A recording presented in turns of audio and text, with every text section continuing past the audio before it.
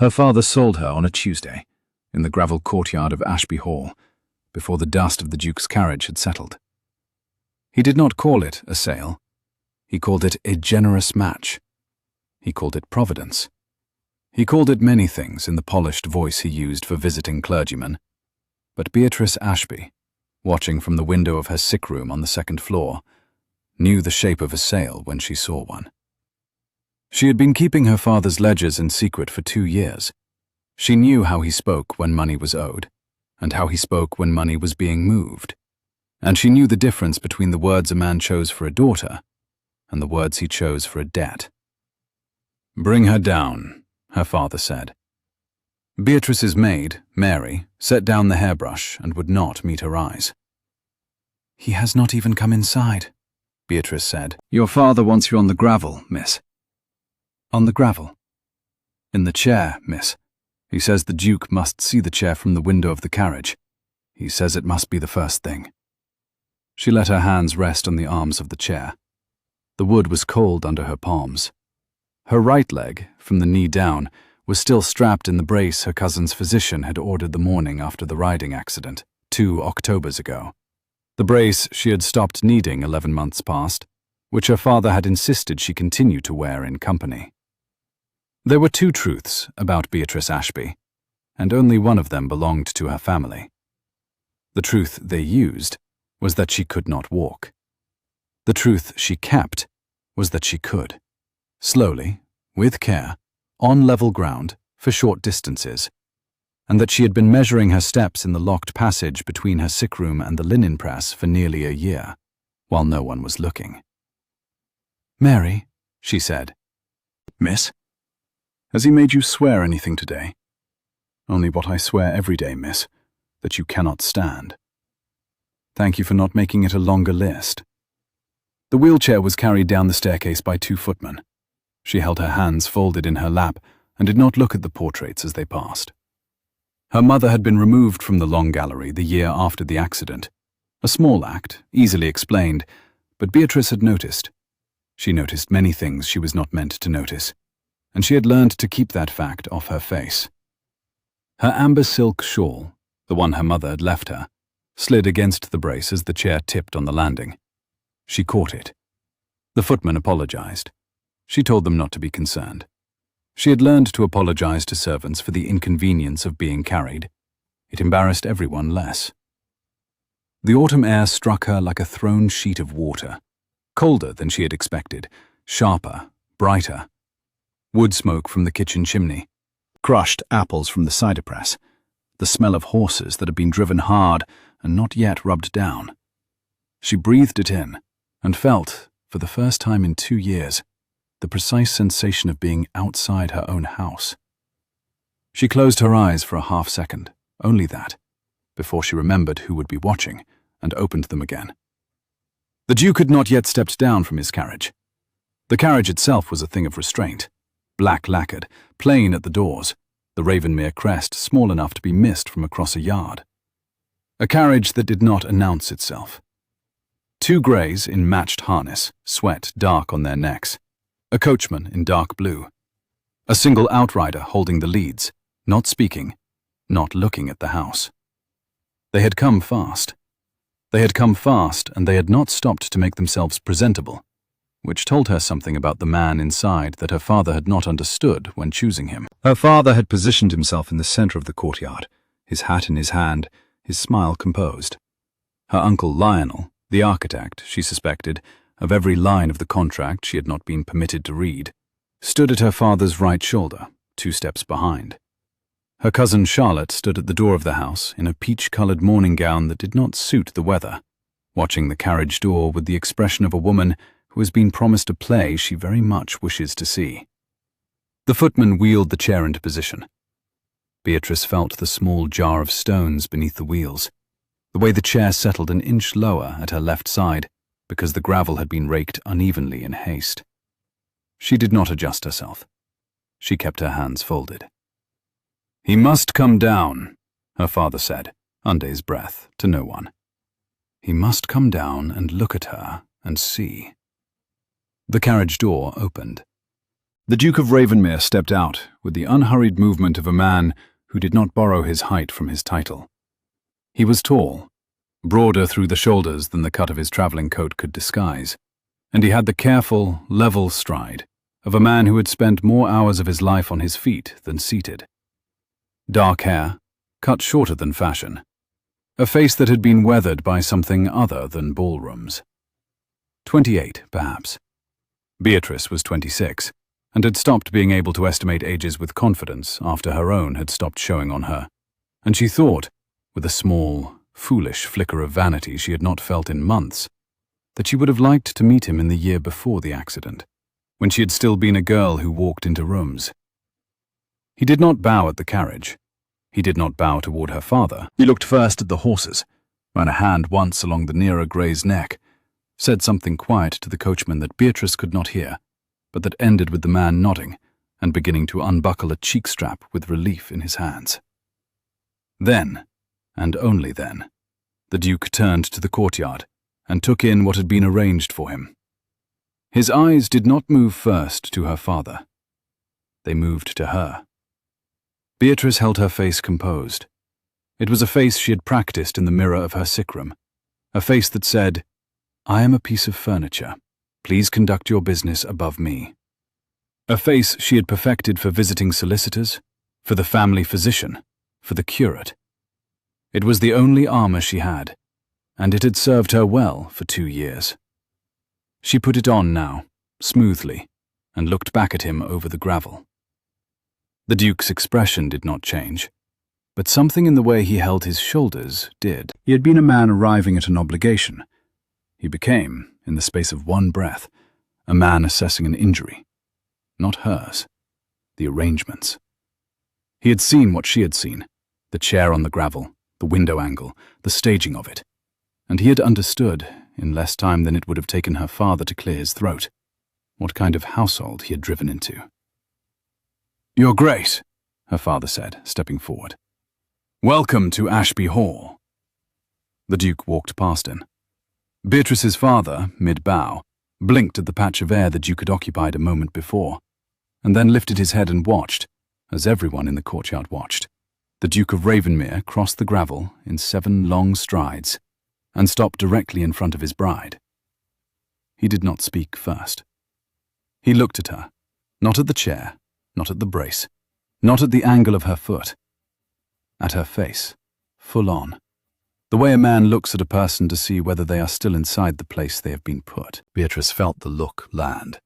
It travelled the length of the practiced, furniture-faced composure she had assembled, and went somewhere underneath it that she had not built any defences for. He spoke her name into the quiet courtyard, and she answered him with his title, both voices pitched low enough that only the front rank of footmen could pretend not to hear. "I am late," he said. "I apologize. I would have come yesterday." "It is a long road from Ravenmere." "Not as long as it has been for you, I suspect." She said nothing to that. There was nothing she could say. He did not appear to need an answer. He looked briefly past her at the 2 footmen who had wheeled her down and were now waiting to wheel her back. He looked at her Uncle Lionel. He looked at her father. He looked at the window of her cousin Charlotte's room. Then he looked at the chair. "This is your chair," he said. "It is. Has it been with you long?" 2 years. "Your father wrote that you cannot walk." "That is what my father wrote." He held her eyes for a half-second longer than was necessary, and she understood, with the small lurch of a thing she had thought she had killed, that he had heard the precision of the verb she had chosen. He turned then and addressed her father. "I had not realized your daughter was to be presented to me on the gravel." "Your Grace, the chair is heavy. We thought—" "You thought what?" "That the courtyard, in light of your time—" "My time is not so pressing that I cannot enter your house." Her father's mouth opened. Her Uncle Lionel cleared his throat. "Your Grace," Lionel said, "if we may invite you inside, the contracts—" "Are signed," the Duke said, without looking at him. "I signed them in London on Saturday. Your courier delivered the papers Sunday morning. You have my word your money, and my name upon the document.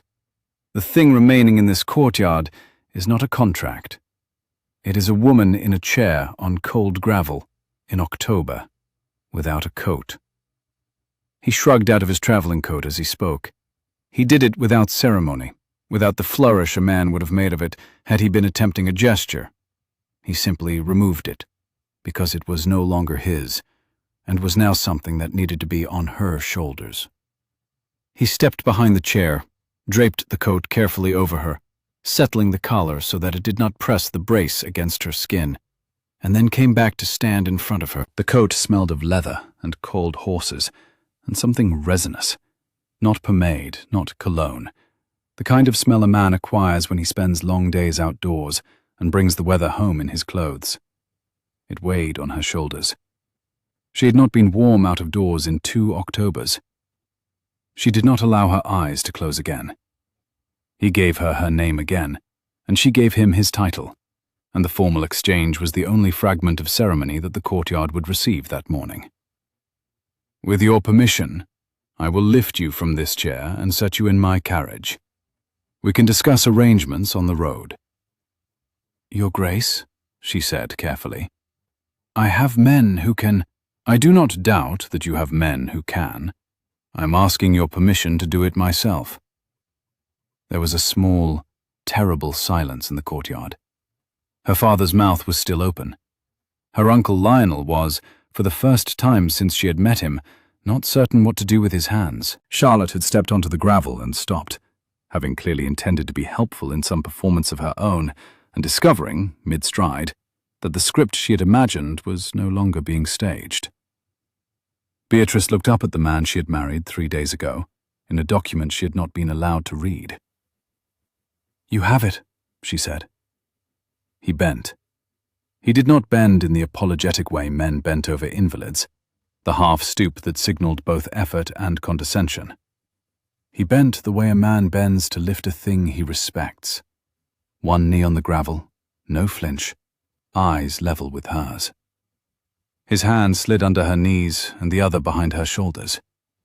He did not jostle the brace.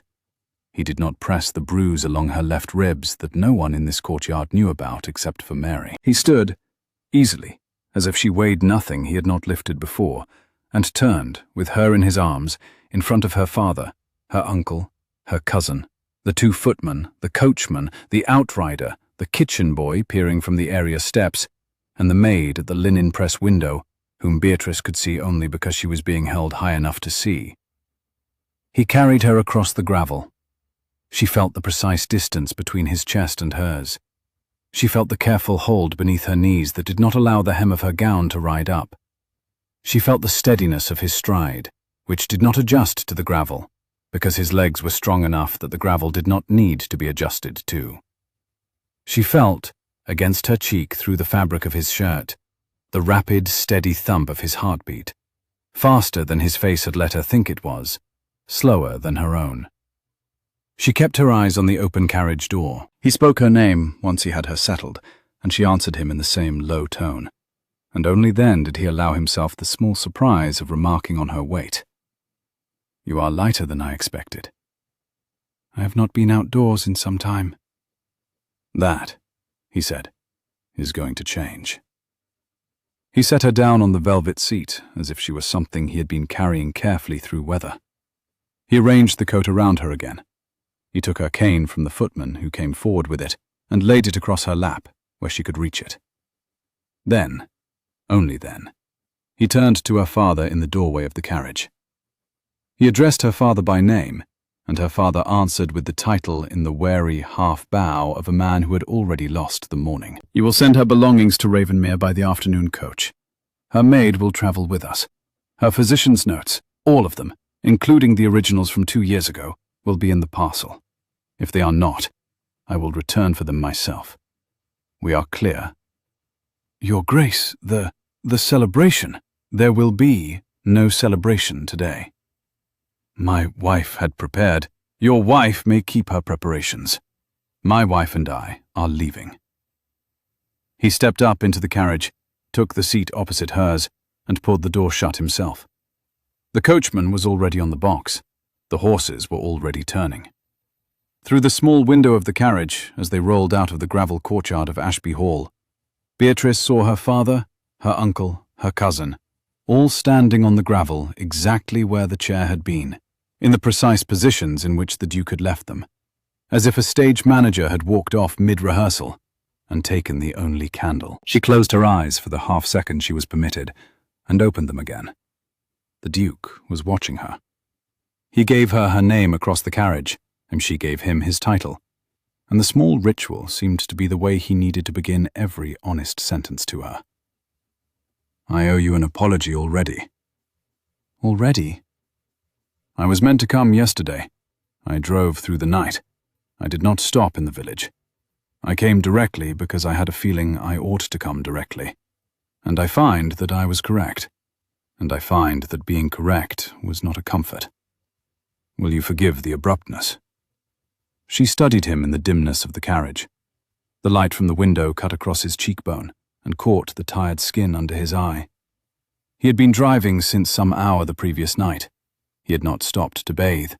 She could smell the cold of the road on him. He had crossed half a county to be here today instead of tomorrow, and he had done it because he had not trusted what he would find, and he had been right not to trust it. "There is nothing to forgive," she said. "There is a great deal to forgive. Some of it is mine, and some of it is theirs. I will sort which is which on the road." "Your Grace." "Theodore." "Your Grace, my name is Theodore. Theo, when I am tired. Which I am. Which I will likely be for some time. I would prefer that you used it from this afternoon. I do not propose to be an Your Grace to the woman whose chair I have just lifted from a courtyard." She felt the cane in her lap, the warmth of his coat on her shoulders, the carriage rocking gently as the wheels found the harder road beyond the gates. She felt also, beneath all of this, the beginning of a thing she had spent 2 years learning how not to feel. The dangerous, specific clarity of being seen. "Theodore," she said. "Beatrice. I will need to tell you several things on this road." "I expected as much." "They will not all be pleasant." "I did not expect that they would." She drew his coat more closely around her and looked out of the window at the autumn fields she had not seen since the morning of her riding accident, and felt the brace against her right knee, and felt also, with the precision of a woman who had been practicing the calculation in secret for nearly a year, exactly where her foot would land if she chose, on some quieter day than this one, to set it down on a road of her own. "We will start," she said, "with the contract." Ravenmere was 3 hours by carriage, if the roads were dry. They were not, in places. The ruts north of the river were soft from a week of rain, but the Duke's coachman knew the line of the dry middle and held it, and Beatrice watched the country come at her through the small carriage window with the disorienting, half-painful pleasure of a person relearning what landscape was. She had known she would have to speak. She had not expected that he would let her speak in her own time. He had, for the first quarter of an hour, asked her practical questions: how she preferred the lap robe, whether the rocking of the carriage hurt the brace, whether she was warm enough in his coat, whether she would prefer the curtain drawn. She had answered each, briefly, accurately. He had taken each answer at face value, made the adjustment, and waited. He had not asked her about the contract. He had not asked her about her father. He had not asked her, as she had braced to be asked, about the accident. He simply sat across from her, with his arms folded in a way that suggested he was waiting the way a man waits at a station for a train known to be running late, and watched the fields go past over her shoulder. It was, she realized after the third quarter hour, a kind of negotiation she had not encountered before. He was offering her silence. He was offering her the choice of when to break it. "My uncle drafted the contract," she said. He did not move. "Lionel?" "Yes." "How long ago?" "He began the draft after the accident. I cannot be certain of the date he completed it. I would estimate 16 months ago. He has been holding it since. He needed only to find the correct purchaser. He used that word. Not aloud. The word he used aloud when speaking of you was arrangement. What was the price? £12,000, of which 7 were styled as a settlement on me, 3 as a release of an old family debt, and 2 as a finder's fee in everything but name. The release of the debt is a fiction. He looked at her then, not surprised, not delighted, very still. Go on. There is no debt. Your late father did not borrow from mine. Your late father did not, so far as my private examination of 3 years of receipts can determine, ever conduct any business with my father at all.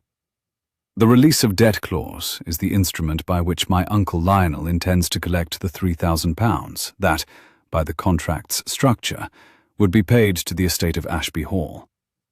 The estate of Ashby Hall is, in practice, my Uncle Lionel. Your father is the estate of Ashby Hall. My father is the named owner of the estate of Ashby Hall. The estate's affairs have been managed by my Uncle Lionel since the year my mother was lost. I was 18. I have observed my uncle's management since I was 19. I have kept ledgers of his management, in cipher, since I was 22. I am 26. She watched the Duke's face for the response she had braced for. The disbelief, the indulgent smile, the careful adjustment of expression, as a man recalibrated who he had married.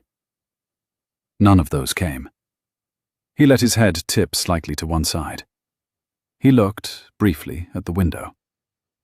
22, he said. Yes.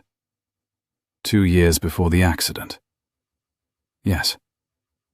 You began keeping ledgers on your uncle 2 years before any reason existed to. I had reason. He did not know I had reason. What was it? She measured him a moment longer. He was waiting again. He was, she was beginning to understand, very practiced at waiting. A maid, she said. Sarah Pell. She had served my mother. After my mother passed, my uncle dismissed her without a character. She came to my window the night before she left. 13, Your Grace, she was 13, and told me where to look in his desk if I ever wanted to know what she had seen. Did you look? I looked. The receipts she described existed. I copied them. I returned the originals before he noticed. I did this every Wednesday afternoon for 4 years, while he believed I was reading novels in the morning room. I am very good at reading novels. I am better at copying receipts. Did Sarah Pell? She is a housekeeper now, in Lincolnshire. I've written her a letter every quarter for 6 years. She does not know that I send the letters. They are signed with my mother's name. I send them through Mary's cousin, who works in a coaching inn near her village. I have never spoken her name aloud before this carriage. I would prefer, please, that I had never had to. The Duke did not speak for a long moment. Outside the window, the road climbed a low ridge, and a thin line of late sun broke over the brown of the fields, and a flight of rooks lifted from the hedgerow and turned together against the grey of the sky. He spoke her name, eventually, into the quiet of the carriage. She gave him his. Why did you tell me this in the first hour of our marriage? Because the first hour of our marriage is the hour in which I will be most believed. By the 3rd hour, you will have begun to wonder whether I am a clever woman who has taken advantage of you. By the 3rd week, my Uncle Lionel will have written to you, with the polite and reasonable air for which he is famous in our county, to suggest that I am subject to nervous fancies on account of the accident. By the 3rd month, he will have visited Ravenmere himself, with my father, and told you, sadly, in the careful voice of a man who loves his niece, that I am not always to be relied upon in matters of money. He will offer to manage my settlement on my behalf. You will, by then, half believe him. I would prefer to spend this hour, on this road, telling you the truth about him before he has had the chance to tell you the truth about me. The Duke's eyes had not left her face since she had begun. That is, he said slowly, the most efficient strategic operation I have heard executed on the seat of a carriage. Thank you. I had not anticipated being grateful today for marrying a strategist. I had not anticipated today having the use of a husband.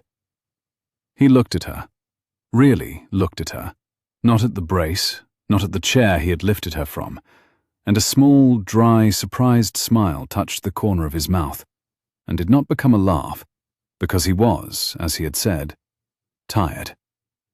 He gave her her title. She returned it. He corrected, gently, to his name, and she repeated it back, as a thing one practices by saying. What else?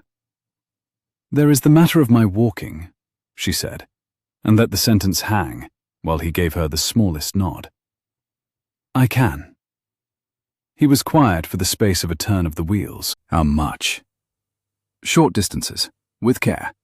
I have not walked in front of a member of my family since the August before last. They do not know. He waited a beat, then asked the question that mattered most. Your physician? My physician is paid, and has been paid for some time, to confirm the brace. He has not examined me in 14 months. The last examination, when he found the bone had healed, occurred without my uncle present. I asked him not to write a report. He did not. He is a kind man, and an old one, and he is afraid of my uncle. Why have you not walked in front of them? Because the moment they know, my uncle will marry me to the next available creditor before I can manage it. The brace was a fiction. The fiction was protection. I needed the fiction to last until I could engineer a marriage that placed me beyond his reach, in a household large enough that he could not reach me through a back door. I have been managing the engineering for 14 months. He was managing his own arrangement at the same time. He believed his arrangement was the one that would conclude. I believed mine was. I did not, until I saw your carriage in the courtyard, know which of us was correct. Mine was the one that concluded. She inclined her head, the smallest possible acknowledgement, careful as a chess piece set down without a sound. Were you aware that I was the engineering you had managed? No. I knew the shape of the man I needed. I did not know the name. I knew there was a duke in the north whose late father had endowed 3 village schools and 1 hospital, small things, badly publicized, easily missed in the gossip columns. I knew that any son who had not unwound those endowments after his father's death was either negligent or deliberate. I read the records of the endowments in the parish reports my father took. I made some inquiries through Mary's cousin. I formed the impression that you were deliberate. That is a great deal of inquiry for a woman whose physician was not allowed to examine her. I had a great deal of time. He was silent for a moment, and then he laughed, a short, low, genuinely surprised laugh that filled the dim carriage and was gone again. It was the first he had laughed all day, perhaps the first he had laughed in some longer time, and he looked, after, briefly embarrassed at himself. He looked back at her, with the embarrassment subsiding into something steadier. The careful, level attention of a man who had decided he was going to spend the next quarter hour being told the rest of it. I have been deliberately negligent of nothing in my life. I would like that to remain the case. I would like, therefore, to know what you intend to do. She thought about it. She had thought about it for 14 months, but she had thought about it as a woman alone in a sick room thinks about a thing she will execute alone. She had not thought about it as a woman speaking with a husband in a carriage on a road. The latter was an unfamiliar register. She found that the calculations simplified rather than complicated. I intend to take Ashby Hall away from my uncle, she said, without taking it from my father. I intend to walk the length of your library before Christmas, and then the length of your gallery by Easter, and then, if it can be arranged, the length of a quiet road in the spring. I intend to give you a household worthy of the name your father did not unwind, and to be myself worthy of being, at some unhurried point in our acquaintance, your wife in fact as well as in document. I intend to do all of this without becoming a burden to you in any of the ways my father has trained me to expect to be a burden. I intend, finally, to stop wearing this brace, in a place where no one will use the wearing or the not wearing as currency. He sat very still. "That," he said, "is more than I'd been told to expect from a wife." "I am sorry." "Do not be." "I will not be." He let the silence hold for a moment longer. Then he reached across the carriage, slowly, and laid his hand, palm up, on the seat between them. He did not speak immediately. He simply waited, with the open hand on the velvet, the way one waits for a hesitant horse to come to a held bridle. "This is a road. You are tired. I am tired. We have a great deal more to discuss. I do not propose that we discuss it now. I propose, instead, that you put your hand here, not as a gesture, as a fact, so that when you fall asleep in the next half hour, and you will, you have not been outside in 2 years and your color is changing, I can know precisely where your hand is, and not jot it. We can resume the strategic operation when you wake." She looked at the hand. It was a large, square hand, the back of it crossed with a faint scar, running from the base of the first knuckle to the wrist. A working hand. A hand that had, 2 hours earlier, lifted her from a chair on cold gravel without disturbing a brace. She put her hand into it. He closed his fingers around hers. Not tight, not possessive. The closure of a man latching a gate against a wind, and rested their joined hands on the seat. He did not speak again.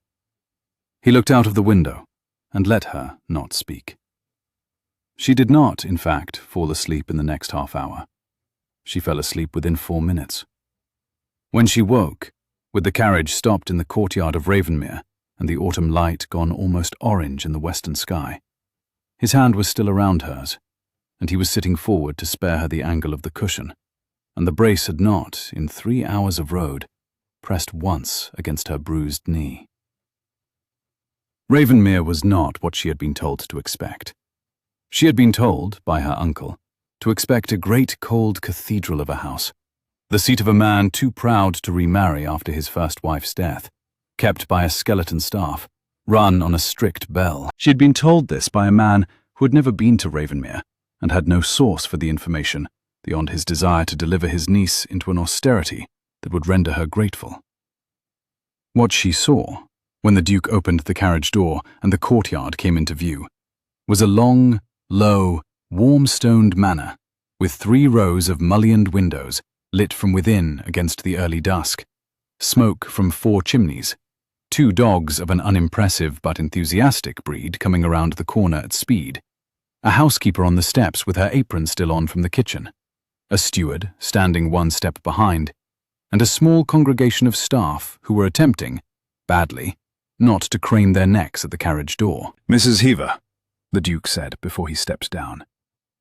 "This is my wife, Lady Beatrice. Her maid will arrive on the afternoon coach with her belongings. Until then she will need everything. Hot water, a fire in the rose room, not the green, the rose.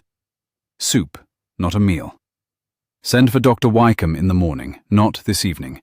She is not to be examined tonight. I will carry her in."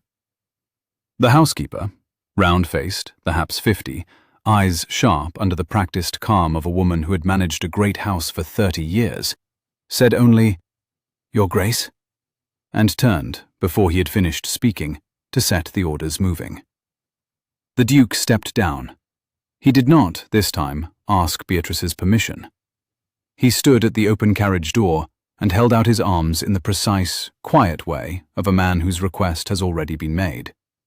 She allowed herself, on this second lifting, to look up at him. The light from the lanterns over the door fell across his face. He was tireder than he had been in the courtyard at Ashby Hall. He had not slept since some hour she could not place. He had carried her 3 hours in his attention, as well as in his arms. She said his name, quietly enough that only he could hear, and he answered with hers, and waited. "You may put me down inside. Not in the carriage, not in the courtyard. Inside." He nodded once. He lifted her a second time, in the courtyard of Ravenmere, in front of 2 dogs and a small congregation of staff, and carried her up the 3 shallow steps and through the broad oak door, and into a hall that smelled of beeswax and applewood, and the particular, gentle dust of a house that has been lived in continuously for 200 years. He set her, as she had asked, just inside the threshold, on a settle by the door, not in the chair the housekeeper had brought, not in the wheeled thing the steward had appeared with, on a settle, with cushions. He arranged the cushions. He took her cane and laid it across the settle within reach. "Mrs. Heaver will take you to the rose room," he said. "She will not require you to climb stairs. There is a sedan in the back passage that has not been used since my mother had her ankle in plaster, the year before we lost her. It is in good condition. Mrs. Heaver has arranged it." She began to protest, half-formed, the rest of an evening she had assumed he would expect. "I am going to wash, eat something that is not ham from a saddlebag, and write 3 letters before I sleep. The first will be to your father, restating what I said in the courtyard in writing. The second will be to your uncle, requesting from him, in the politest possible terms, every paper he holds related to the alleged release of debt. The third will be to my own steward in London, who will receive his instructions for the next month before midnight. You will be asleep, I hope, before I have finished the second letter." "You cannot." "I can, Beatrice. I have done it before. Less interestingly." He looked at her for a beat longer than he needed to. Then he straightened, gave her the dry, brief, surprised half-smile that he had given her in the carriage, and turned to the housekeeper, who was waiting at the precise distance of a woman who had heard every word and would not betray a single one with a flicker. He turned to the housekeeper. "My wife is to have anything she asks for. She is also to have several things she will not ask for. Use your judgment." Mrs. Heaver bowed her head fractionally, the closest thing to a vow Beatrice had ever seen a housekeeper deliver in a hallway. He left. In the rose room, an hour later, washed, fed broth and bread, propped against 3 pillows of the wrong size that Mrs. Heaver was already replacing, Beatrice lay in a vast, unfamiliar bed, under a vast, unfamiliar canopy, and stared at the painted ceiling beam where a flight of small wooden swallows had been carved by a craftsman who had clearly been showing off. She listened to the unfamiliar house. She listened to the murmur, somewhere through 2 walls and a passage, of a man's voice dictating letters in a measured tone. She thought, "He has not been a husband to me. He has not, in any of the ways a husband would have been within his rights to be, behaved as a husband. He has been a stranger of considerable competence, who has lifted me from a courtyard, and then arranged for me to be left alone to rest."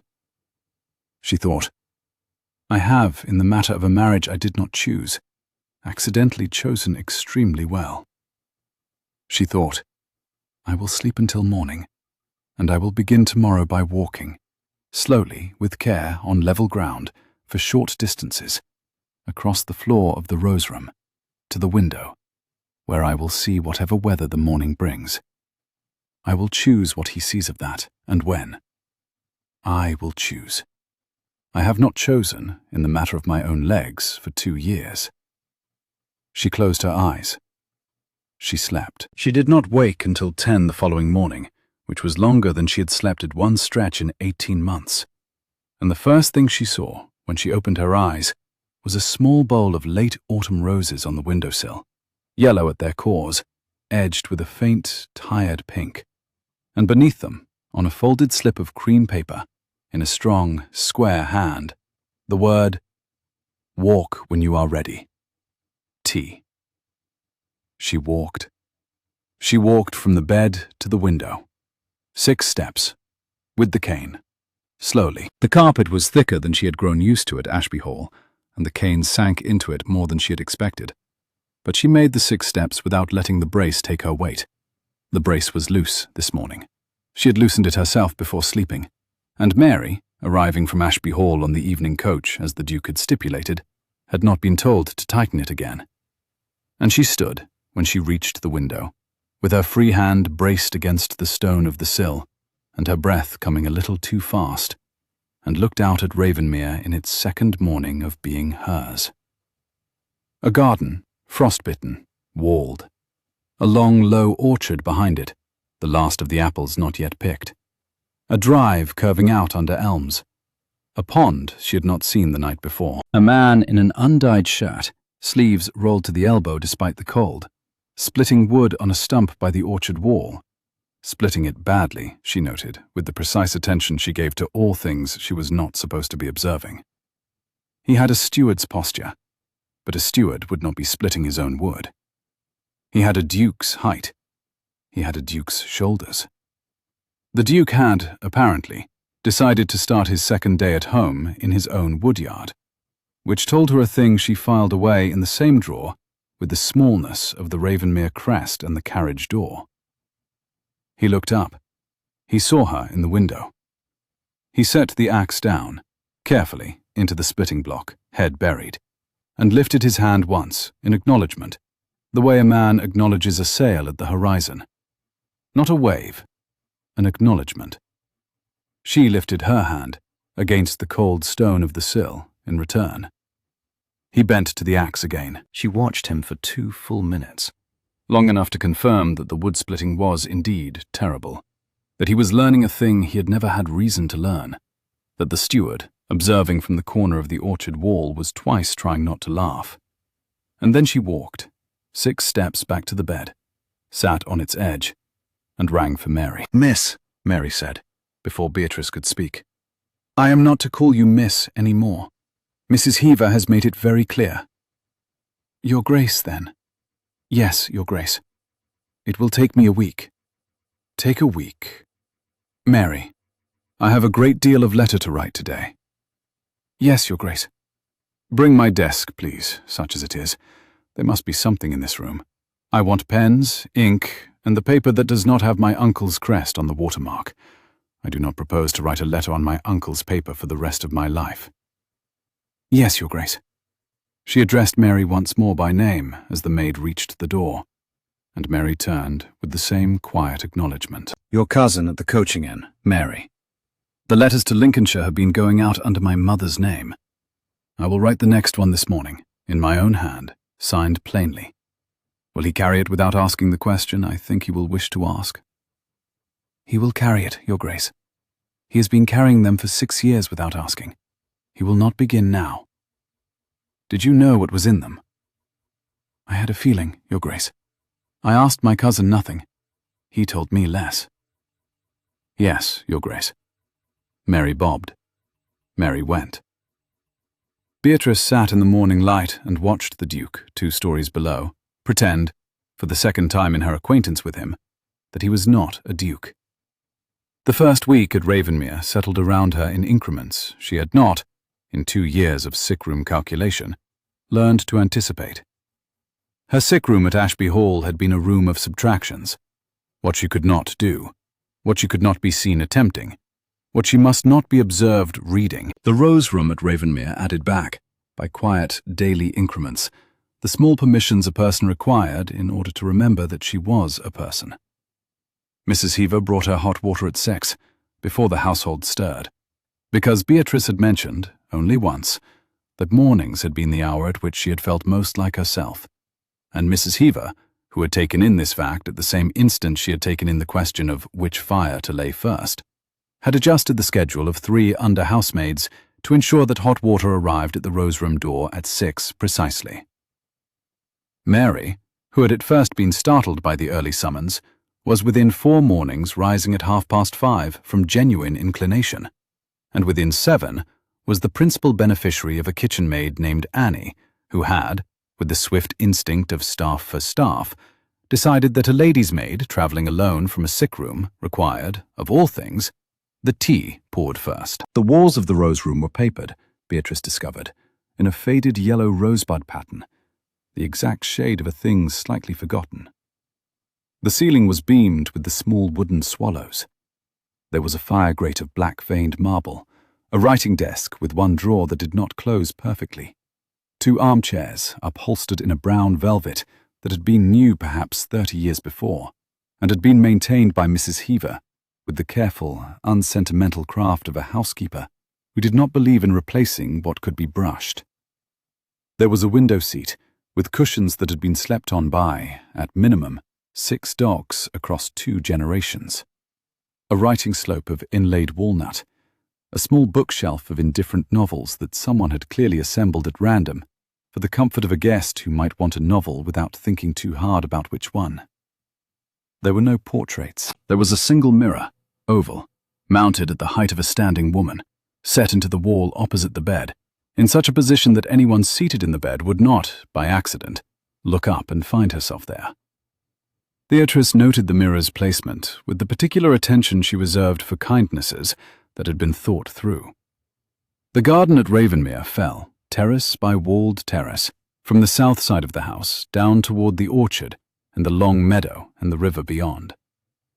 There was a kitchen garden of brick, frost-bitten and ordered, with the neat ruined rows of late kale, leeks, and the crowns of asparagus tied in for winter. There was a rose garden, austere in October, a tracery of black canes and the brown sheaves of the last hips against the wall. There was a small white marble basin, fed by a lead pipe, in which a single water strider had been spending a thoughtful late autumn. There was a low gate of black iron in the orchard wall, through which, Beatrice understood by the second day, the Duke disappeared at unpredictable hours to do unpredictable things in his own wood yard with his own axe, and the patient, indulgent amusement of his groom.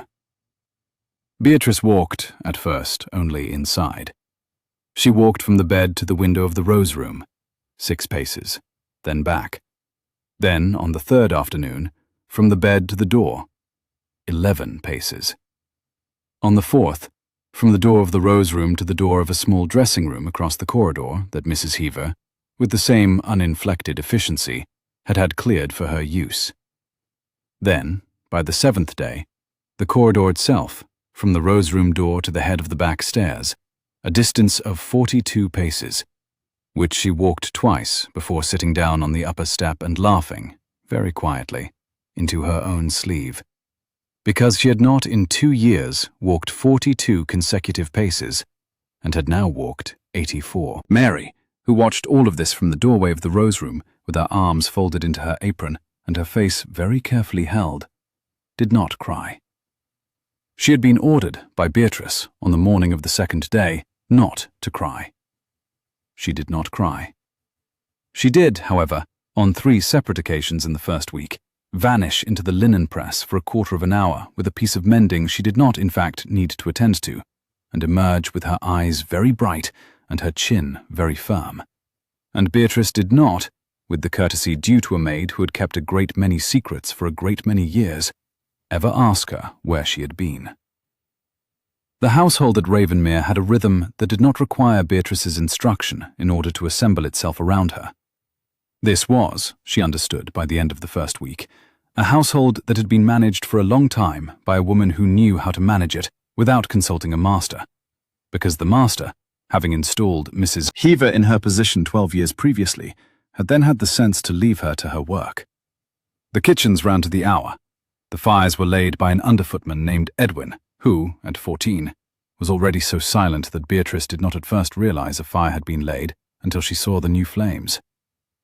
The horses were exercised by the head groom, a thin Yorkshire man called Plum, in the long meadow at 7 and at 4.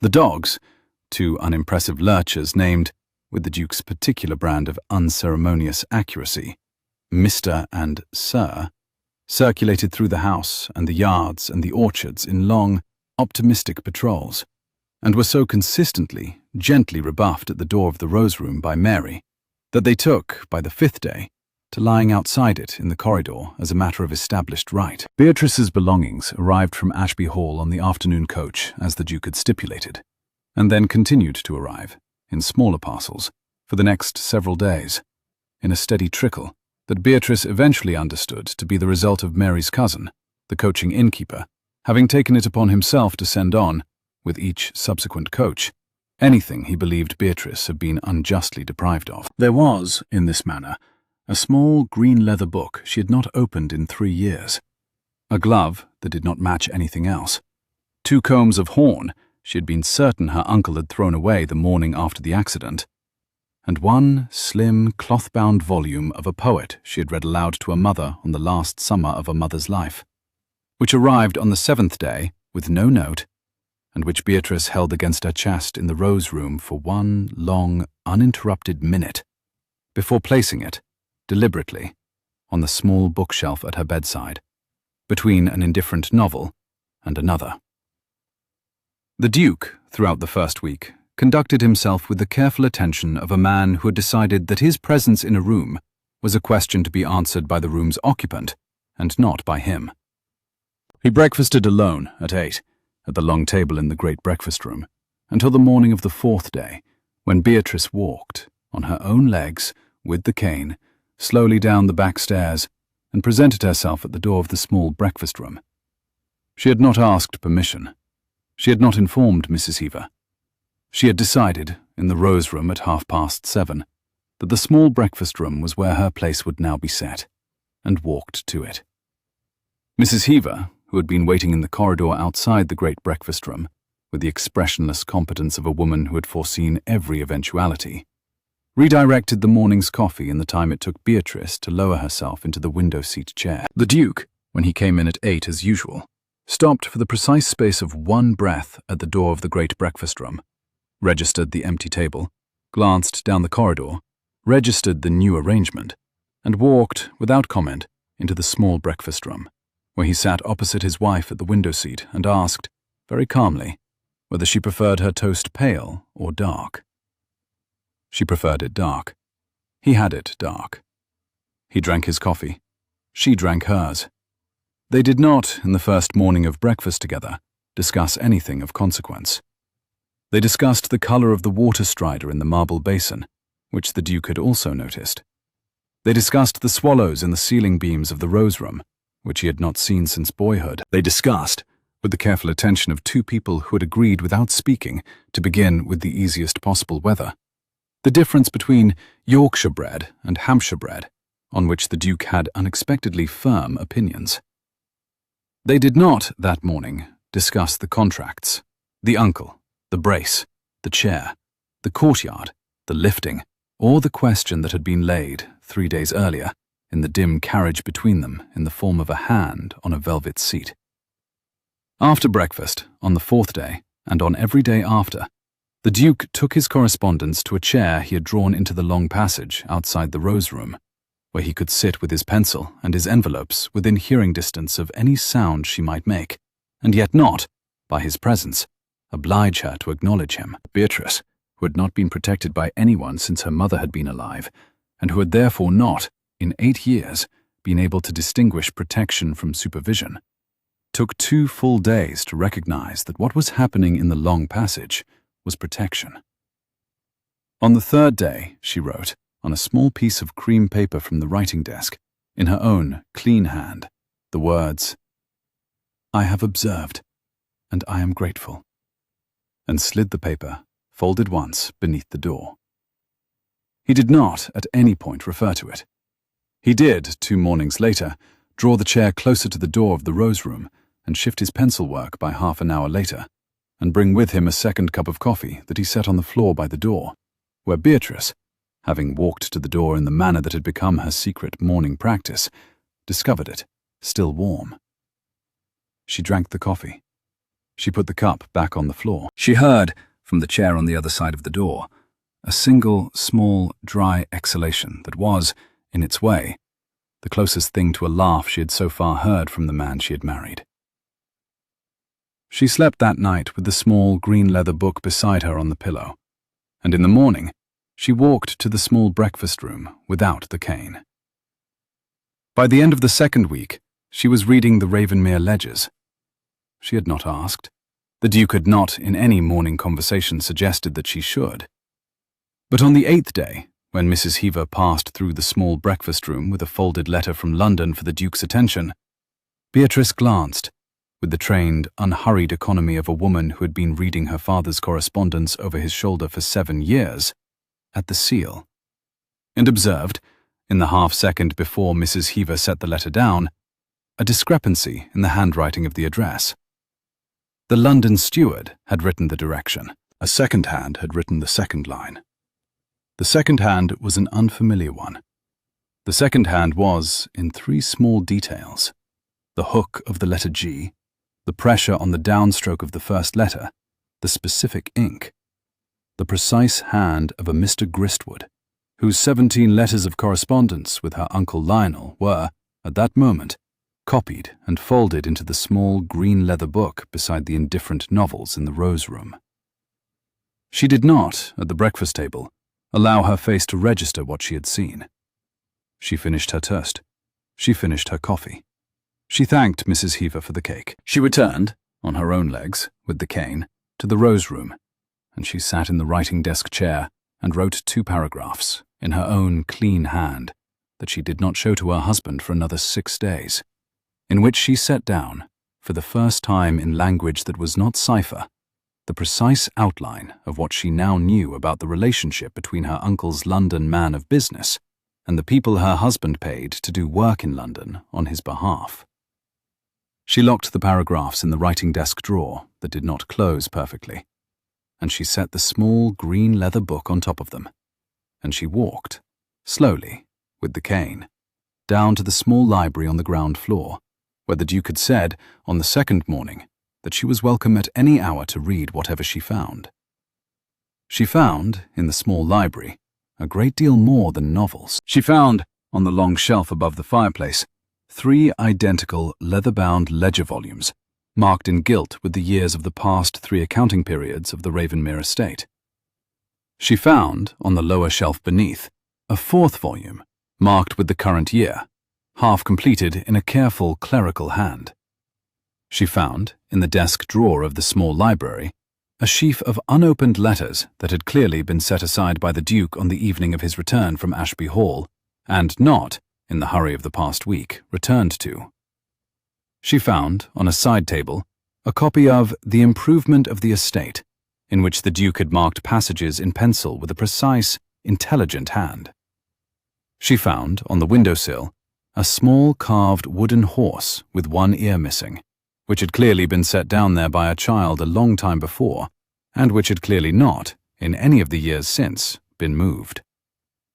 She did not ask, that afternoon, to take the ledgers up to the rose room. She asked the housekeeper instead, on her way back through the corridor, whether there was a small writing desk that could be brought down to the small library for the use of a guest, and Mrs. Heaver, who was by now beginning to read Beatrice's questions with a degree of accuracy that Beatrice found gratifying, said only that there was a serviceable rosewood desk in the upstairs sewing room, and that it would be in the small library by the afternoon. It was. By the afternoon, Beatrice had moved the small green leather book and a fresh quire of paper to the desk by the window, had pulled down the current year's Ravenmere ledger, and had begun, in pencil, on the right-hand sheet of the quire, the precise side-by-side comparison that she had been preparing in her head, in the locked passage of her sick room at Ashby Hall, for the better part of a month. The Duke, coming in from the woodyard at 4 with sawdust on his sleeves, looked once into the small library, registered the desk, registered the book, registered the wife, did not enter, and did not comment. He went up to his dressing room, washed, came down for tea, and asked Beatrice, over the bread and butter at the window seat of the small breakfast room, whether she would object to him reading by the fire of the small library that evening, from 7 until 9:30, because he had been postponing for 2 weeks the matter of his own correspondence, and could no longer reasonably postpone it. She did not object. He read by the fire of the small library that evening, from 7 until 9:30. She worked at the rosewood desk by the window. Neither of them, at any point, looked across the room at the other, and neither of them, at any point, was unaware for a single minute of the precise position of the other in the room. In the second week, she began to walk after dark. Mrs. Heaver, who had observed the morning practice with the same uninflected attention she gave to fire-laying, had had a small lamp set in the long passage, on a side table, that burned at a low wick from sundown until midnight. Beatrice, who had been used, at Ashby Hall, to walking the locked passage between the sick room and the linen press only when the household was certainly asleep, found that Ravenmere's late lamp permitted her, between 9:30 and 11, the long quiet practice she had not in 2 years had room for. She walked from the rose room to the head of the back stairs and back. She walked, on the 11th night, from the rose room to the small library door. 104 paces. She walked, on the 12th night, the same 104 paces, and then, very carefully, opened the small library door and walked the further 14 paces to the rosewood desk by the window and sat down, in the dark, in her own working chair, and laid her cane across her lap and listened to the absolute, particular silence of a country library after the fire has gone out. She heard, at exactly 11, a single soft step in the corridor outside, and a small exhalation she had heard once before through a door, and the unhurried sound of a man who had decided, on the evidence of an empty rose room, to confirm by his own hearing that his wife had walked to the small library and not, by accident, fallen on the back stairs. She did not call out. He did not enter. The step retreated. The corridor lamp burned on. She sat for another quarter of an hour at the rosewood desk, in the dark, and then walked, on her own legs, with the cane, the 118 paces back to the rose room, where she discovered a fresh shawl folded on the bed that had not been there at sundown. By the end of the second week, she had completed, in her own clean hand, a 13-page parallel of the Ravenmere ledgers with the 17 letters from her uncle's man of business, and she had identified, with the precision of a woman who had been waiting for 14 months to identify it, the exact accounting clause that connected the two. She did not, that night, show the parallel to her husband. She locked it, with the small green leather book, in the drawer of the rosewood desk that did not close perfectly, and she sat on the surface of the desk where Mrs. Heaver's morning lamp would light it for the housemaid who came at 6, the small carved wooden horse with one ear missing, which she had taken down from the windowsill of the small library and brought up in her shawl pocket, for reasons she did not, at 11:30, attempt to articulate even to herself. She slept very well. The third week of her marriage, on a Wednesday, her uncle Lionel wrote. The letter arrived on the salver in the breakfast room at 9:12. Beatrice was already at the table. She had by then walked unaided from the rose room to the small breakfast room every morning for 9 days, with the cane and a little more confidence each morning, and Mrs. Heaver had taken to setting her place at the window seat, where the sun came in over the orchard at exactly that hour, and the Duke, who never breakfasted later than 8, had taken to breakfasting at 9 instead, because he had found that he preferred his coffee in the company of his wife. He saw the letter on the salver. He looked at the seal. He named the sender across the toast, and she repeated the word back to him with the smallest possessive shift, claiming the man and the letter alike. Would you prefer that I open it? I would prefer that I open it, in your hearing, after the toast. Mrs. Heaver, the Duke said. Toast, please, not in haste. The toast came, unhurried. It was buttered slowly. Beatrice took her time over it. The Duke took his over the coffee. Neither of them looked at the letter on the salver, which lay between them with the small gold weight of a stone dropped into a pond they had been allowing to settle for 9 days. When the toast was finished, Beatrice picked up the letter, broke the seal, and read it twice.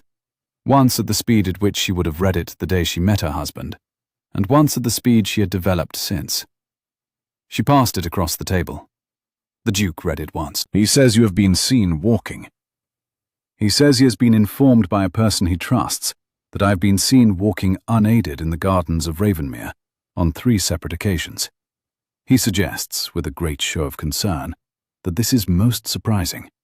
He suggests that, in light of my long history of nervous fancies after the accident, he would consider it a kindness if he might be permitted to send our family physician to examine me at his earliest convenience. He suggests that, should the examination confirm what he has been told, the matter of my settlement and the release of debt clause might benefit from a small renegotiation, conducted in a friendly spirit, between the families. He is asking to revise the contract. He is asking to extort. The friendly spirit is a courtesy. The extortion is the intention. Who informed him? It is irrelevant. He has eyes in every house in this county that has ever taken my father's port. He will have a footman at Ravenmere by Christmas if I do not act before." The Duke set the letter on the table, smoothed it once with the side of his hand, a careful, considering smoothing, not an angry one, and lifted his eyes to her over his coffee cup. He spoke her given name into the morning quiet of the breakfast room, and she answered him with his, and the small private exchange settled between them like a turned page. "What is your move?" She sat back in the window seat and looked out at the garden. The frost had finally cleared from the lawn. A robin was at the rosemary by the wall. The orchard beyond was bare, except for a few late apples on the high branches, beyond the reach of the ladders. "I will write to him," she said, "and invite him to dinner." He waited. "At Ravenmere," she said, "on a date of my choosing, with my father, with Charlotte, with the Hartleys, the Penroses, and Mr. Bramwell the magistrate. 6 persons besides ourselves. A small county dinner, wholly proper, wholly public. I will provide him with the opportunity to ask me, in front of company he respects, what he has asked you in private. I will provide him with the opportunity also to refuse to ask. He will refuse to ask. I will then, in the course of the evening, walk, slowly, with the cane, with care, from the drawing-room to the dining-room, and from the dining-room back, across the length of 2 rooms my staff will have arranged for the precise distance I can manage. I will then, after the ladies have withdrawn, return, alone, with Mr. Bramwell as our witness, to the small library where, in advance of the dinner, you would have caused my private ledgers, copied in cipher, kept since I was 22, transcribed in clear during the past 3 weeks at Ravenmere, to be laid out on the long table. Mr. Bramwell will be invited to read. I will be invited to translate. My uncle will be invited to explain. He will not be able to. The Hartleys, the Penroses, and my father will be in the next room, and the doors will be open." "That," said the Duke, "is a county dinner." "I have had 3 weeks to plan it." "You have had 18 months. "That is also true." He looked at her, really looked, in the way he had begun to look at her over coffee in the mornings, which was a way she had not previously associated with men over breakfast, and lifted the cup carefully to his lips. He set the cup down again before he answered, with the kind of deliberation he gave to all small public commitments. "I will host this dinner." I had not doubted it. "I will host this dinner on one condition." "Which is?" "That you walk from the drawing-room to the dining-room on my arm. Not because you require the arm, because I would like, at some point in this engineering, to be in the engineering. I have been, for 3 weeks, an admiring observer." "You have been," she said. "More than that." "On your arm, then?" "On your arm." "Date?" "The Friday after next, 11 days. I will need 3 days of rehearsal in the rooms. I will need Mary, Mrs. Heaver, and your steward. I will not need you in the rehearsal, because if you are present in the rehearsal you will become anxious, and if you are anxious on the night you will hover, and if you hover Mr. Bramwell will notice, and if Mr. Bramwell notices, his testimony is less useful. You have considered me.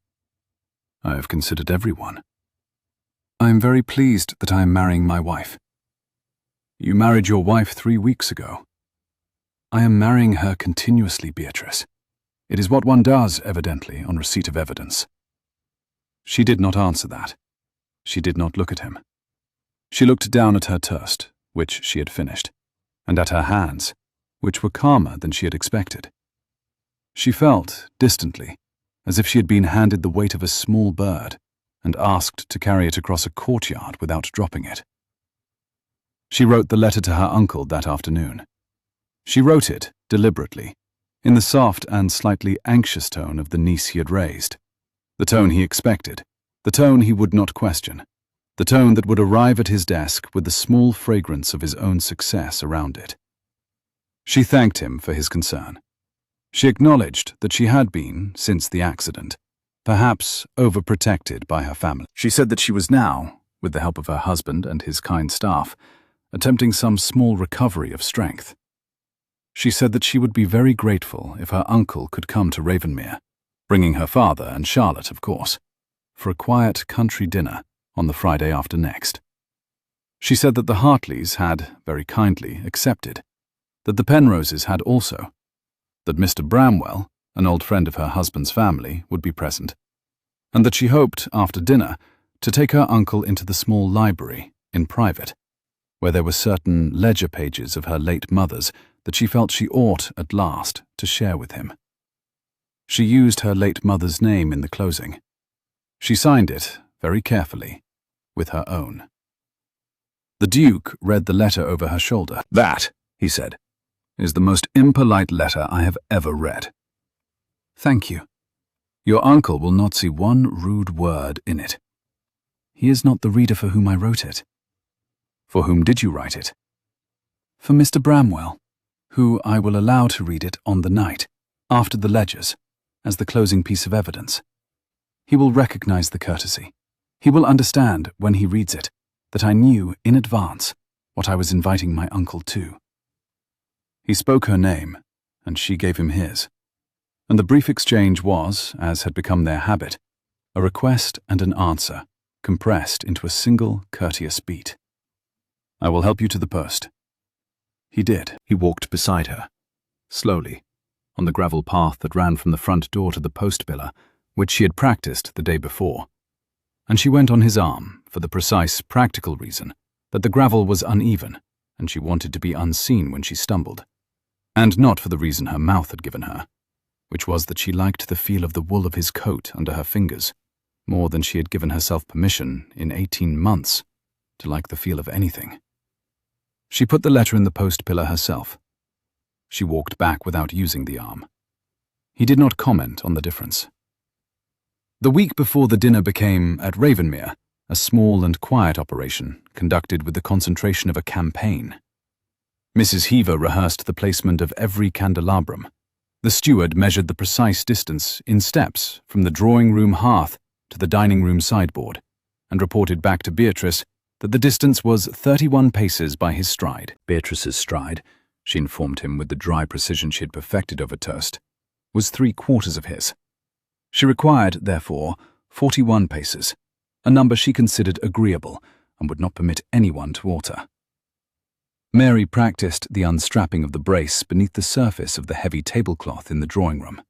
Practiced, in fact, the unstrapping with one hand while pouring tea with the other, which Beatrice had insisted upon, and which Mary had laughed at for the first 2 attempts, and then performed flawlessly on the third. Cook practiced the courses, 5 only, simple, country, no display, with a particular attention to the soup, which would arrive, by Beatrice's instruction, at the precise moment her uncle would be most expecting cleverness on a plate. The Duke, throughout all this, did very little. He had, he announced on the first morning of the rehearsals, decided to take his correspondence to the woodyard. He read his letters at the splitting block, on a stool that had been brought out for him by an indulgent groom. He answered them in pencil on the back of envelopes. He came in for dinner with sawdust on his cuffs, smelling of orchard and oil, and Beatrice, watching him from the doorway of the small library, noted on each occasion that the man learning to split wood was learning to split wood very poorly, and that he was learning it, all the same, with the patient attention of a man who had decided that whatever he was practicing in the woodyard was not, in fact, the splitting. On the 4th morning of rehearsals, halfway between the drawing-room and the dining-room, on the long stretch of polished oak floor between, she stopped. Mrs. Heaver, with her count clicker, said, 23 paces, Your Grace." "Yes." "Are you well?" "Quite well, Mrs. Heaver." "Should we resume from 23? "Mrs. Heaver, would you ask my husband to come into the long passage?" "Your Grace." Mrs. Heaver went. Beatrice stood, with the cane, on the precise central plank of the long passage, and watched the autumn light come through the high windows in long, pale bars, and thought about the calculation she had been performing in private since the morning she had walked to the window of the rose room, and decided, having performed it once more in the past minute, that it was correct. He came. He had sawdust on his sleeve. He was wiping pencil from his palm with a handkerchief. She gave him her name, and he gave her his, and answered the unspoken summons with a single, steady syllable. I would like to walk back from 23 to 1, in your company, without Mrs. Heaver, without Mary, without rehearsal. He asked whether she meant on his arm. She answered no, and when he asked, more quietly, whether she meant beside him, she said yes, beside him. At what distance? At the distance, she said, of a wife. He did not speak. He set the handkerchief on the windowsill. He folded his hands behind his back, to make sure, she understood, that he would not reach for her unless she asked, and stepped, exactly to her left, at the distance, indeed, of a wife. She walked. 23 paces, slowly, with the cane, on the polished floor of the long passage in the autumn light. He kept beside her, slightly slower than his natural pace, slightly faster than hers, matching neither, matching her. He did not speak. He did not breathe loudly. He did not adjust himself when she swayed, briefly, at the 8th pace. He simply continued at the precise distance he had taken, until she steadied, which she did, with the cane, in 3 breaths. At pace 1, by the drawing-room threshold, she stopped. She looked at him in the autumn light from the high window, and gave him his name. He answered with hers, and waited for whatever she was going to say. I would have managed it without you. I know. I preferred the managing of it with you. I know. I thought you should be told. I am very glad to have been told. He did not move. She did not move. The autumn sun came through the high window. Mrs. Heaver, somewhere down the passage, was studiously busy with a candelabrum she did not need to be busy with. Mary, at the dining-room door, had not turned to look.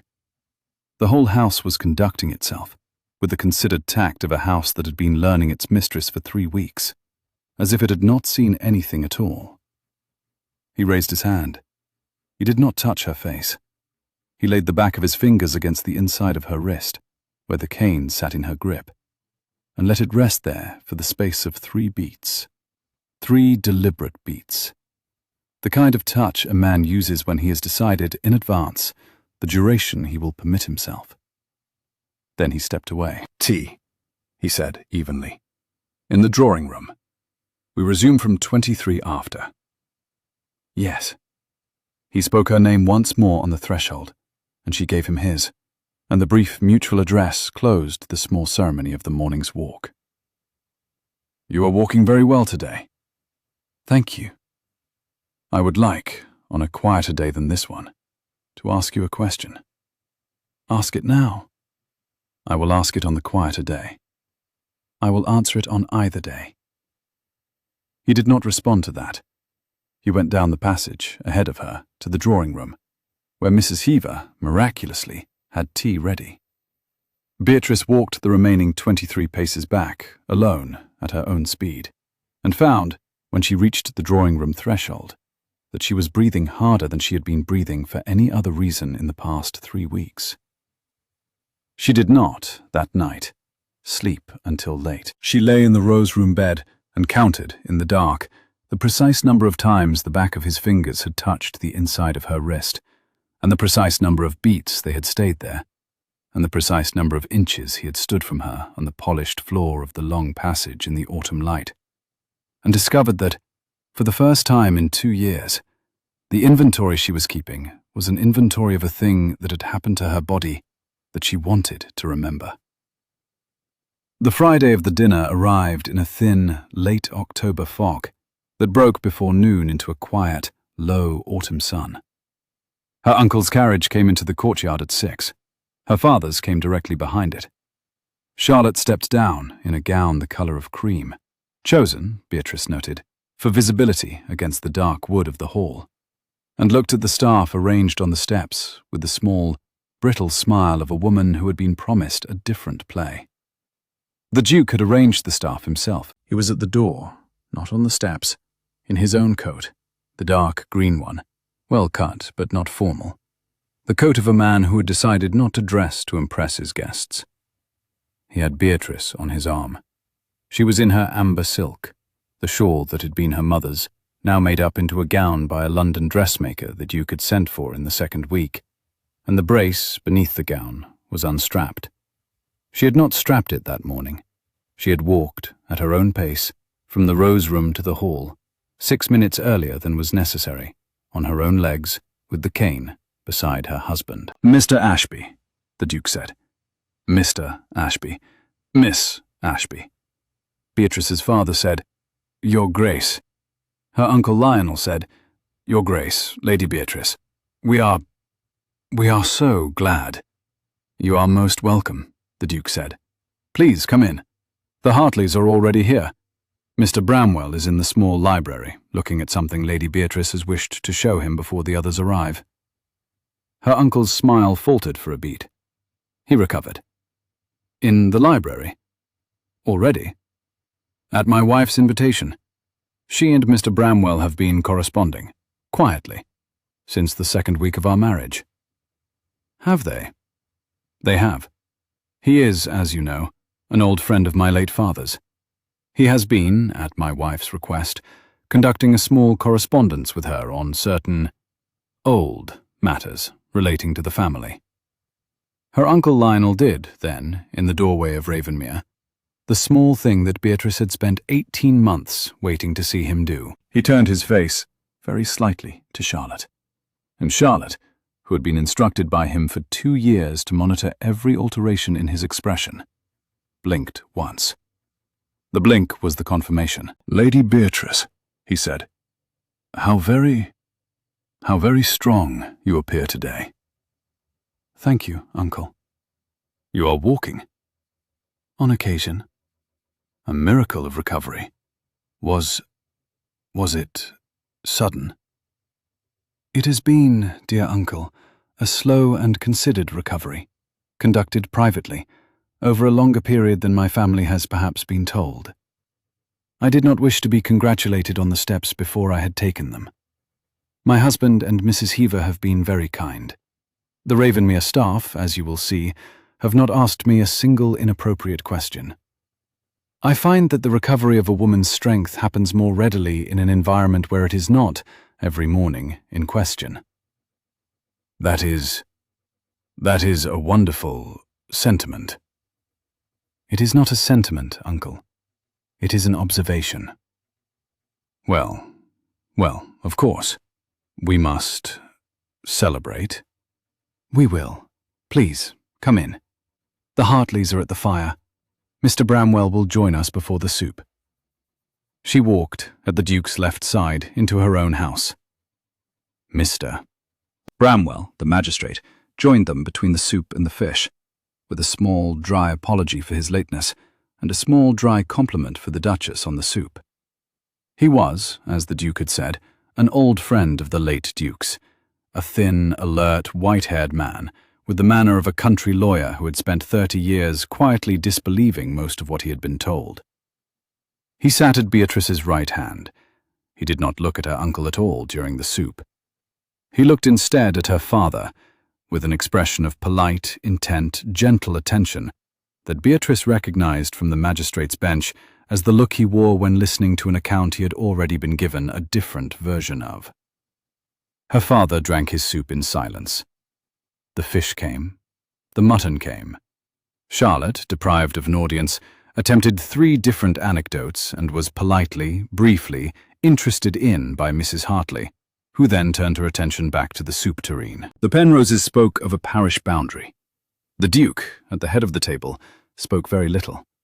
He watched, with the steady, level attention he had brought to her courtyard, the entire arrangement of his table.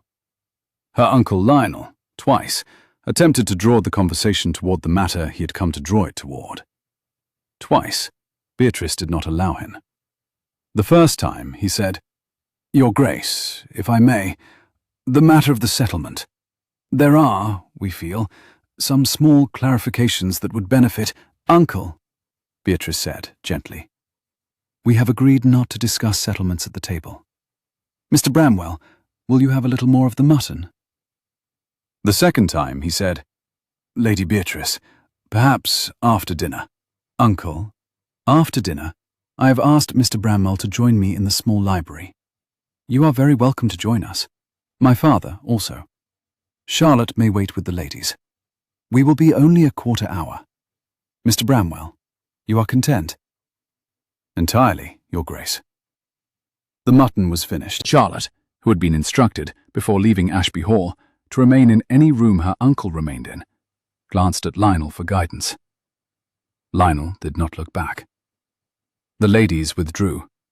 The Hartleys and the Penroses, who had been told, in advance by the Duke, exactly what was going to be conducted in the small library after dinner, withdrew also, to the drawing-room, where they would read and listen, with the open doors, in the considered manner of a county audience. Mr. Bramwell, Beatrice's father, her uncle Lionel, the Duke, and Beatrice walked the short corridor to the small library. Beatrice walked with the cane. The Duke walked beside her, at the distance of a wife. Her father walked behind, slowly, as a man walks who has not, perhaps, slept the previous night. Her uncle walked very precisely indeed, like a man who has discovered that the carriage he is riding in is not the carriage he expected, and is calculating, in real time, the distance to the next station. The small library was warm. The long table had been laid by Mrs. Heaver in the morning, with 13 leather-bound ledgers, 3 loose bundles tied with green ribbon, 4 envelopes addressed in Beatrice's mother's hand, and 1 envelope addressed in Sarah Pell's. 2 candelabra, a decanter the Duke had not opened, 3 glasses he had not poured. Mr. Bramwell, without ceremony, sat down at the head of the table and put on the spectacles he wore for ledgers. Beatrice, with the cane, took her position at the side. The Duke stood behind her, close enough that she could feel him, far enough that he did not crowd her elbow. Her father took the chair opposite. Her uncle, after a fractional hesitation, in which he was clearly weighing an exit through the long window, took the remaining chair. Beatrice opened the first ledger. Mr. Bramwell, these ledgers are mine. The earliest entry is dated June the 3rd, when I was 22. They are kept in a cipher of my own devising, which I will explain to you as we proceed. The cipher is not difficult. I devised it when I was a girl. I had time. Mr. Bramwell nodded. The originals from which I copied, the receipts, the correspondence, the rent rolls of Ashby Hall, were and are in my uncle's desk in the library at Ashby Hall. I returned each original after copying. My uncle has not, to my knowledge, noticed that any of his papers have ever left their drawer. Beatrice, her uncle said, very softly. What is? Uncle, I am speaking to Mr. Bramwell. You will have your turn. Mr. Bramwell raised one hand without looking at Lionel. Lionel closed his mouth. In particular, Mr. Bramwell, I would like to direct your attention to the entries relating to the Ravenmere release of debt clause, inserted into my marriage contract by my uncle in February of last year. The clause asserts a debt of £3,000, owed by the late Duke of Ravenmere to my late grandfather, which my marriage to the present Duke is alleged to release. There is no such debt. There is no entry in any ledger of Ashby Hall, kept by my uncle or by anyone else, that records a single transaction with the late Duke of Ravenmere in any year. There is, however, she turned a page, a remarkable correspondence, beginning in March of last year, between my uncle and a London man of business named Gristwood, in which the proposed £3,000 is, in fact, allocated, in advance of any contract being signed, to the discharge of my uncle's personal debts to the firm of Vinder and Carmody. I have copies of 17 letters of this correspondence. I have copies of the Vinder and Carmody receipts. I have, additionally, copies of the personal accounts of Mr. Gristwood, obtained through a clerk at his firm whose conscience was greater than his loyalty. I have, in short, a complete record of the use to which my uncle had intended to put the £3,000, before the Duke had ever seen the contract. The clause is a fiction. It is also a forgery. And the forgery is in my uncle's hand. She set the page down. "Mr. Bramwell, would you be so good as to read?" Mr. Bramwell read. He read in silence, without expression, for a quarter of an hour. He turned each page deliberately. He glanced twice at Lionel, not in accusation, in the patient, professional manner of a magistrate confirming, point by point, the precise location of the rope around a man's ankle. Her uncle Lionel did not speak. He sat, very still, in his chair. His hands rested on his knees. His knuckles were white.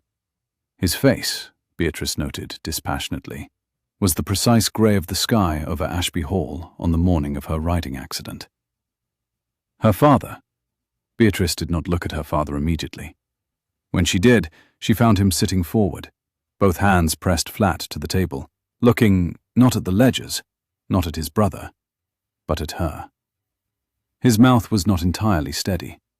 His eyes, very pale eyes that she had not looked into in 2 years, were on her face with the particular attention of a man looking at his own daughter for what he is realizing was the first time in a long while. Mr. Bramwell finished. He removed his spectacles. He folded them. He laid them on the closed ledger. "Lady Beatrice." "Mr. Bramwell. This is, in my long professional view, an unusually complete case." "Thank you." "I will require to take possession of these papers, with your permission, for the purposes of preparing the appropriate proceedings." "You have my permission." "Mr. Lionel Ashby." Her uncle, with great care, lifted his face. "Mr. Bramwell. You have, sir, the right to consult counsel. I would advise you to consult competent counsel, and to consult them tonight. I would advise you, additionally, against attempting to leave the county before Tuesday." Lionel stood. He stood slowly. He looked at Beatrice, at her face, full on, for the first time since she had been 17, perhaps, at her eyes, which were her mother's exactly, which he had not, perhaps, allowed himself to notice for as long as he had been managing her father's affairs. "Beatrice." "Uncle." "How long," he said very quietly, "have you been planning this?" "Since you dismissed Sarah Pell, Uncle." "Sarah Pell was a maid." "She was 13. He held her eyes for another half-second.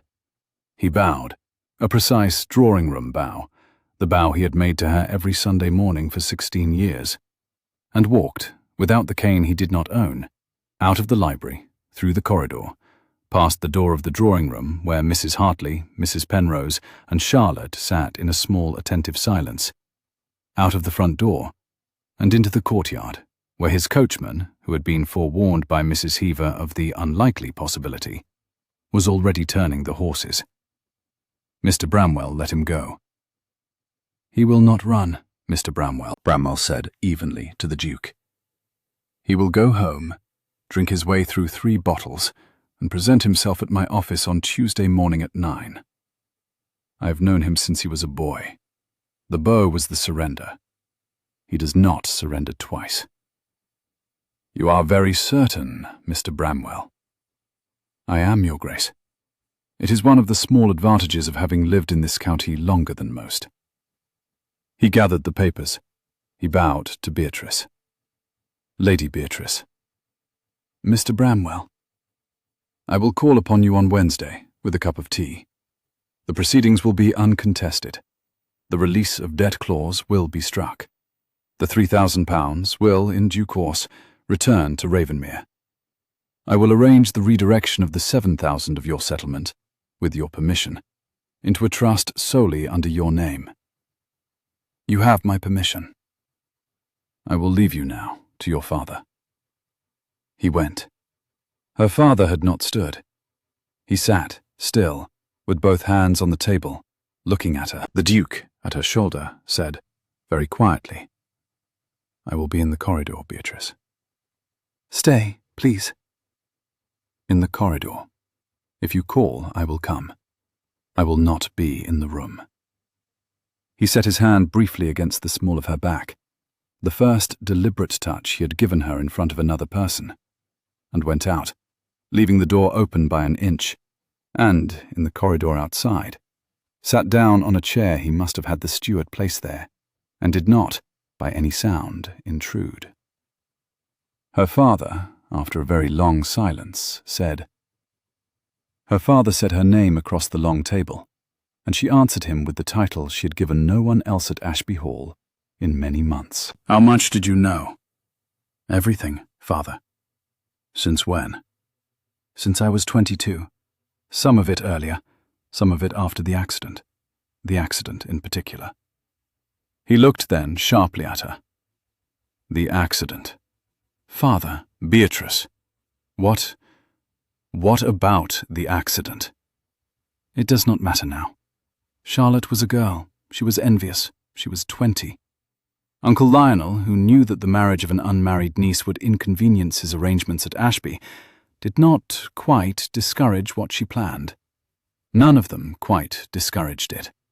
You did not, father, know that they had not discouraged it. I have always known that you did not know. I have not, perhaps, given you, in 2 years, sufficient credit for not knowing. Beatrice, I cannot, father, give you that credit aloud at this table. Not tonight. Not, perhaps, this year.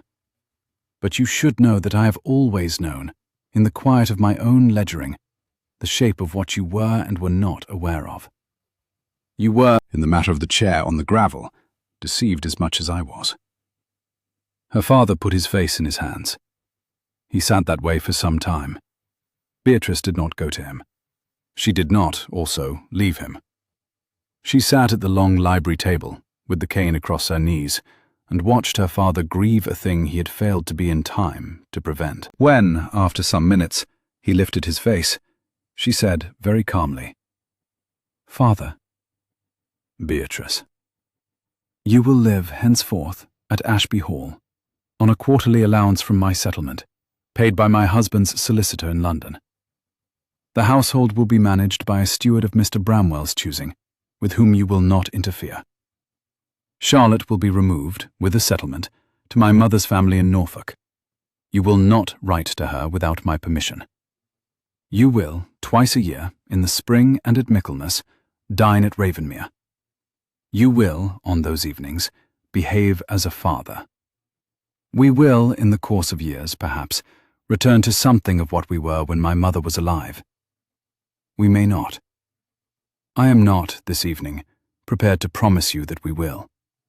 I am prepared to promise that we will not, henceforth, be enemies. Her father, very quietly, said, Yes.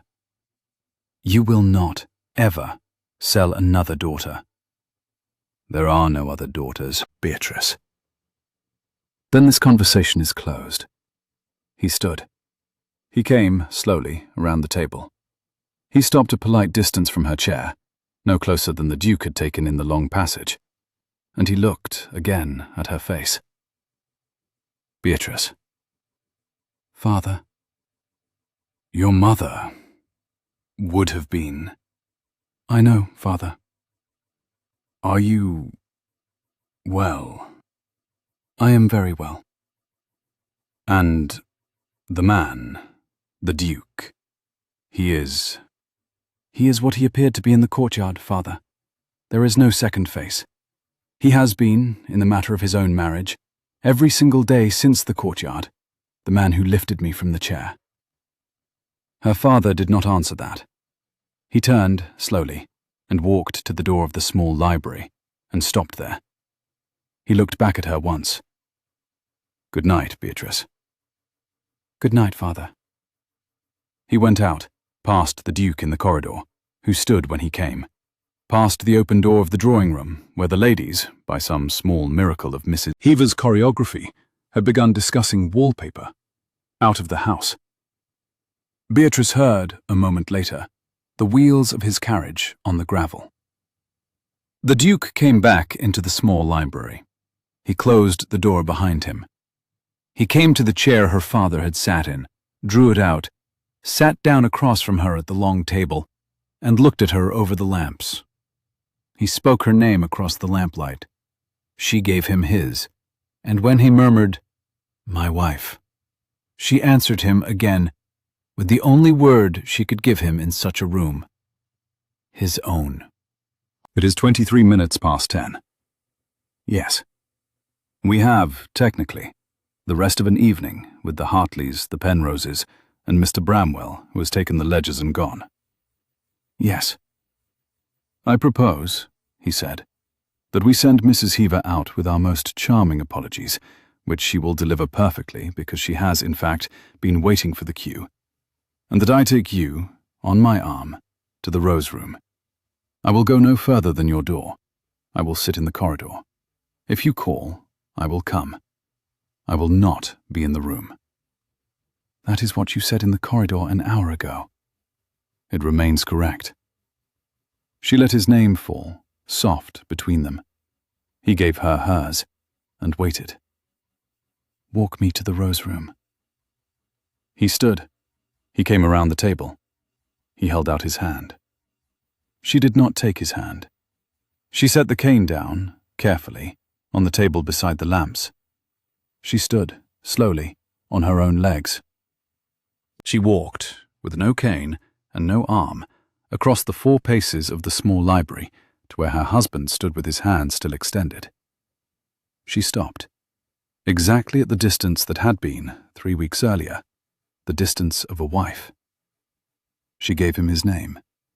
He returned hers, very quietly, as if naming were itself the question being asked. I would like to ask the question now. The question I said I would ask on the quieter day. That one. Beatrice. The day is not quieter. It is the quietest day there is going to be for some time. I would prefer to ask it in this one rather than wait for a quieter one that may not arrive. He looked at her face, at her hands, at her legs which were not, this evening, supported by any wood, and he did not speak immediately. When he did, it was in the careful, level voice he had used in the carriage on the road from Ashby Hall. He spoke her name first, the way a man speaks a word he has been holding in his mouth since the road. I love you. I know. You have known for some time. Since the 3rd morning, the yellow roses. That obvious. That careful. He smiled. The small, dry, surprised smile she had now seen perhaps 20 times, each in a slightly different shape, and laid the back of his fingers, very gently, against the inside of her wrist where the cane had, 20 minutes earlier, sat in her grip. I love you, Theodore. You do not have to. I am not saying it because you said it. I'm saying it because, since I have been rehearsing the dinner, I have not stopped. I have rehearsed the precise distance I would say it from. I have rehearsed the precise tone. I have rehearsed the precise hour. I have rehearsed it badly. I have, in fact, rehearsed it, for the first time in my life, without privately accounting it as a thing I would later have to recover from. I am saying it now, because the rehearsal is over. He did not, this time, smile. He did not need to. His face, the face that had been arriving at an obligation in her courtyard and had become, mid-stride, a man assessing an injury, became, in the small library at Ravenmere, by the lamps, a man who has been told a thing he had not let himself plan for. He laid his other hand gently against the side of her face. He did not bring her toward him. He let her come, on her own legs, to him. She came. She kissed her husband, slowly, carefully, with the cane on the table behind her, on her own feet, in front of no one but the lamps and a row of leather-bound ledgers, and did not, in the kiss, for a single half-second, count anything. He did not, after, lift her. He walked beside her, at the distance of a wife, all the way along the corridor, all the way through the warm hall, all the way up the shallow stairs of Ravenmere, slowly, with care, on level ground, for short distances, to the door of the Rose Room, where he kissed her again, briefly, on the temple, and then, exactly as he had said he would, sat down in a chair in the corridor. He stayed in the corridor. She slept very well. 6 months after the dinner, on a morning in late April, when the orchard at Ravenmere was full of the small white blossom of the apple trees, and the dogs were chasing one another in long, ridiculous loops between the rosemary and the wall, Beatrice walked the length of the orchard wall, on her own legs, without the cane, and, at the far end, where the gate opened onto the long meadow that ran down to the river, found her husband splitting wood at a stump that was beginning, after a winter's practice, to be split in something approaching the proper manner. He set the axe into the block when he saw her coming. He spoke her name, in a voice careful with the thing he was registering. She gave him his. "You are at the orchard wall." "I am." "Without the cane." "For the orchard wall, today. I have it in the rose room. I will have it back this afternoon if I am tired. I am not, yet, tired." He looked at her face, at her hands, at her legs, and the small, dry, surprised smile that he had given her in the carriage, in the long passage, in the small library by the lamps, came into his face, unchanged in shape, and changed entirely in meaning. The way a thing one has carried for a very long time changes when one finally sets it down. He looked back at her, at the cane she was not carrying, and used the address he had reserved, since the small library, for a small and particular use. "I would like to lift you." "From the orchard wall?" "To the steps. Not because you require the lifting. I would like the practice." "You have not lost the practice." "I would like, all the same, to be in the carrying. We have been, lately, conducting a great deal of our marriage on our own legs." She laughed. A real laugh. The laugh she had not laughed in front of any member of her family in 2 years. The laugh she had been laughing for 6 months over coffee at the breakfast-room window. And she set her hand lightly against his arm. "On my permission, Theodore." "On your permission." "You have it." He bent. He bent, this time, the way a man bends in his own garden in late April to a thing he respects. One knee, briefly, in the orchard grass. His hand under her knees, his other behind her shoulders. He stood easily and turned, with her in his arms, in the precise mid-morning sun, in front of 2 unimpressive dogs, an indulgent groom, a steward who was openly laughing this time, and the autumn courtyard staff, who had become, by April, the spring courtyard staff, and who were watching from every window in the orchard side of the house, without troubling, today, to pretend that they were not. He carried her back across the orchard to the house. He carried her up the 3 shallow steps and through the broad oak door, exactly, except that he was not wearing a travelling coat, and exactly, except that she was not wearing a brace beneath her gown, and exactly, except that the woman in his arms was the woman she had been told, 2 Octobers earlier, she could not become. He set her down inside, on the settle by the door, the same settle with the same cushions that Mrs. Heaver had arranged for her on the night she had first come to Ravenmere, and laid her cane across the settle within reach. He set her down with the same care, and met her eyes the way he had in the orchard. "Tea?" "In the breakfast room, the window seat." "It will be drawn up for you." "It will be drawn up by you, please. It is your wife you have just carried." "Yes." "On my arm to the breakfast room, Theodore." "On your arm." She rose. She set her hand lightly upon his arm. She walked with him slowly on her own legs, with the cane against her gown, across the warm hall, into the breakfast room, where Mrs. Heaver, having seen, of course, from the far window, had already poured the coffee, and where the late April sun, coming in through the orchard window over the precise place at the table that had, for 6 months, been hers, fell on the back of her hand where it rested on her husband's sleeve. She sat. He sat. Mrs. Heaver, with the tact of a woman who had been Mrs. Heaver for 30 years, withdrew. The dogs, somewhere in the corridor, were attempting to come into the room and being intercepted, with small, dry instruction, by the steward. He spoke her name across the table, as if to confirm that the breakfast room was, in fact, the breakfast room. "I will pour." "Please." He poured.